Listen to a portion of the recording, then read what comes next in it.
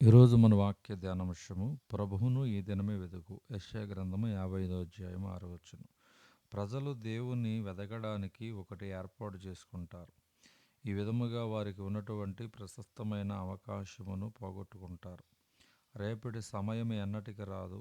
నేను ఒక దినము ఏర్పాటు చేసుకున్నాను. ఆయన పిలిచాను, అది నా రక్షణ సమయము. ఆయన విని నన్ను రక్షించి ఇన్ని దినములు నిలవబెట్టినాడు. ప్రత్యేక కూటములను నిర్లక్ష్యము చేయవచ్చు.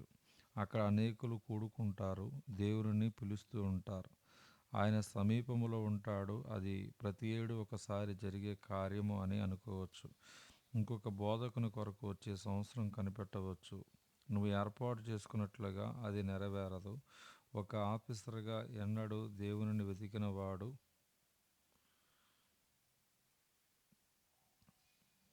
అతని జీవితములో అనేకమైన అద్భుతములు చూశాడు. అతని భార్య విడవకుండా పట్టుకున్న రోగము స్వస్థపడింది.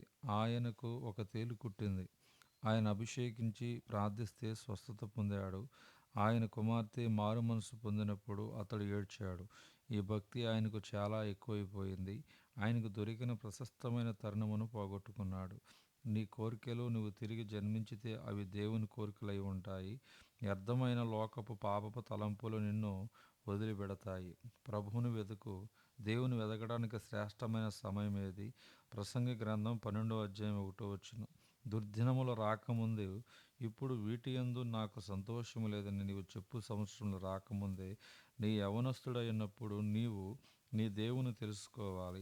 యవన దినములే సరి అయిన సమయము.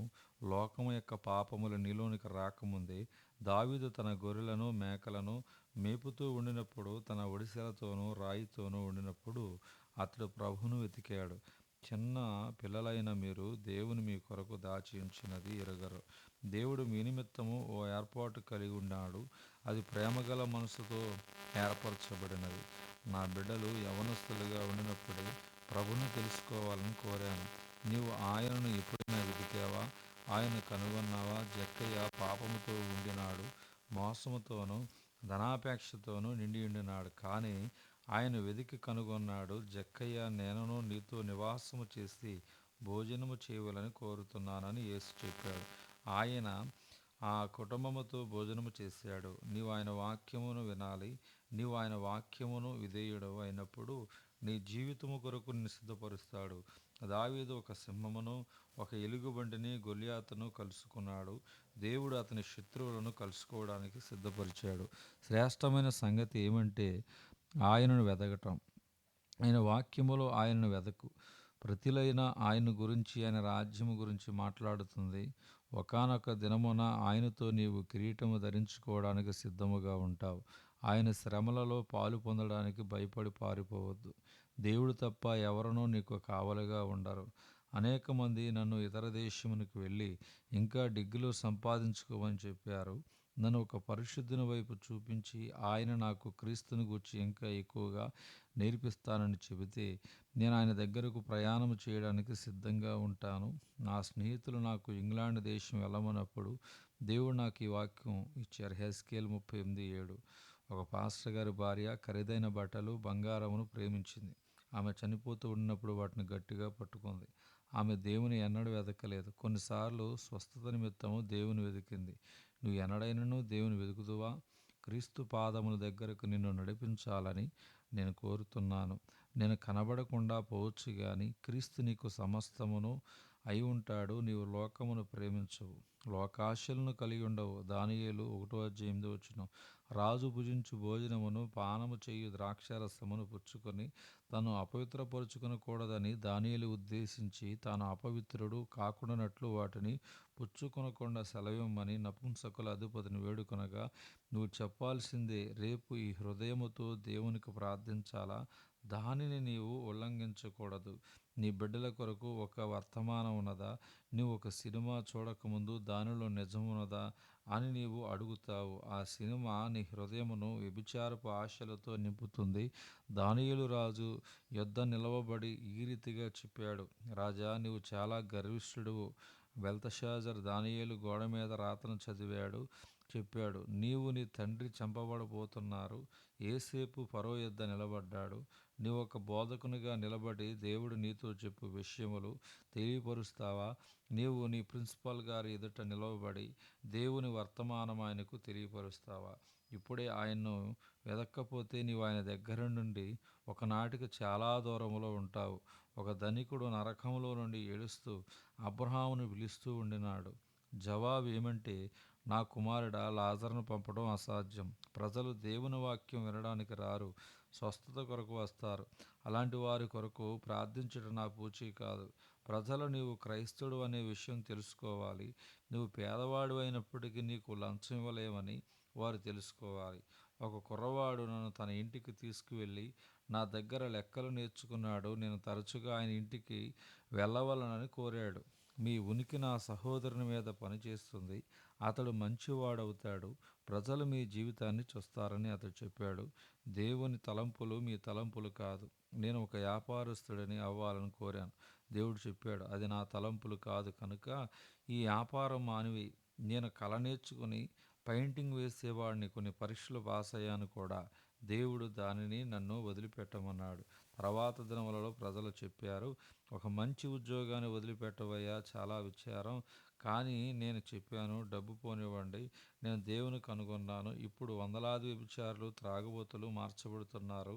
నీవు ఒక ఆత్మను మార్చగలవా? నా పెయింటింగ్లో ఒక ఆత్మను రక్షించిన అక్కలు వారికి తమ్ముళ్ళుంటే ప్రీతి చూపిస్తారు, కానీ నీవు వారికి క్రీస్తునిచ్చావా? నువ్వు మంచివాటిని వారికి ఇచ్చావు, కానీ నీవు అతి శ్రేష్టమైనది వారికి ఇచ్చావా? నువ్వు ఇతరులకు దీవెనగా ఉండకుండా నువ్వు జీవించి ప్రయోజనం ఏమిటి? నేను మారు మనసు పొందినప్పుడు నా తండ్రి చెప్పాడు, దేవుడు నిన్ను జాగ్రత్తగా చూసుకుంటాడు. దేవుడు నన్ను నడిపించి నాకు నేర్పిస్తాడని చెప్పాడు. నువ్వు అనేక పాపములకు దాసుడవు. త్రాగుడు, వ్యభిచారం, దుష్టమైన తలంపులు, ద్వేషము, ఇతర చెడులు, ద్వేషం, కోపము, అసూయ నీ హృదయములో ఉన్నవి. అవి రోగములు తీసుకువస్తాయి. దేవుడు సౌలుకు ఒక నూతన హృదయం ఇచ్చాడు. 1 సమూయేలు గ్రంథం 10వ అధ్యాయము 9వ వచనం. సామెతలు 4వ అధ్యాయము 24లో నువ్వు ఒక నూతన హృదయము సంపాదించుకుంటే దాన్ని బహుజాగ్రత్తగా కాపాడు. దానిని దేవుని వాక్యముతో నింపు. అనేక సంవత్సరాలు నువ్వు నేర్పిన విషయాలు వారికి జ్ఞాపకం ఉంటాయి. నా విద్యార్థులు నాతో చెప్పారయ్యా, మీరు సత్యము కొరకు నిలబడ్డారని మేము ఎరుగుదుము. సత్యము కొరకు నిలబడ్డామని ఎరుగుదుము. దేవుడు తన బిడ్డలకు మర్యాదిస్తాడు. ఒకడు తన బిడ్డలను అజాగ్రత్తగా చూస్తే దేవుడు వారిని తీసుకుని వెళ్ళిపోతాడు. విశ్వాసము గల వారికి మర్యాద ఇవ్వు. అది నీ అత్తగారు కావచ్చు, సోదరి కావచ్చు. నీ పాపము కారినట్లుగా కనబడుతుంది. వాక్యము బైబిల్లో చాలా భాగం చదవచ్చు, కానీ అది నీ హృదయంలో ఉండదు. నువ్వు ఆ పాపము 40 ఏండ్ల క్రింద చేసి ఉండవచ్చు, కానీ నీ హృదయం మీద వ్రాయబడి ఉన్నది. తమ హృదయములో పాపమును యోచించువారు ఎన్నడూ వర్ధిల్లరు. మీలో అనేక మంది అన్యుల బడిలో ఉపాధ్యాయులుగా ఉన్నారు. క్రీస్తును చూపించు. యెషయా గ్రంథము 55వ అధ్యాయం 5వ వచనం. నేను ఎరగని ప్రజలు నీ వద్దకు వస్తారు. ఒక ధనికురాలైన హైందవ స్త్రీ మా ఇంటికి వస్తూ ఉండేది. ఆమె చెప్పింది, మాకు పెద్ద రాబడి ఉంది, కానీ మేము సంతోషంగా లేము. మీ సంతోషానికి ఉండే రహస్యం ఏమిటి? కాబట్టి నా భార్య BA పరీక్షకు సిద్ధపడటం మానివేసి ఆ హిందూ స్త్రీకి బోధించడం ప్రారంభించింది. కీర్తన 134. దేవుని యొద్ద క్షమాపణ దొరుకుతుంది. యెషయా గ్రంథం 58వ అధ్యాయం 11వ వచనం. దేవునికి అసాధ్యమైనది ఏదీ లేదు. చెట్లు పాటలు పాడతాయి. ప్రాథమిక పాఠశాలలో మట్టుకే చదువుకున్నామో. ఆమె మారు మనసు పొందింది. ఆయన వెంబడించే కొలది ఆయన నేర్పించాడు. పాదర్లకు బోధించడానికి ఆమెకు దేవుడు ఒక తరుణం ఇచ్చాడు. నీ హృదయంలో గర్వమున్నది, అందుకొరకై నీవు దేవుని ముఖమును ఎన్నడూ వెదకవు. నీ సమయమును వృధాగా పోనివ్వద్దు. దేవుడు కుద్వాక్యము దేవుడు దీవించునుగాక. ఆమేన్.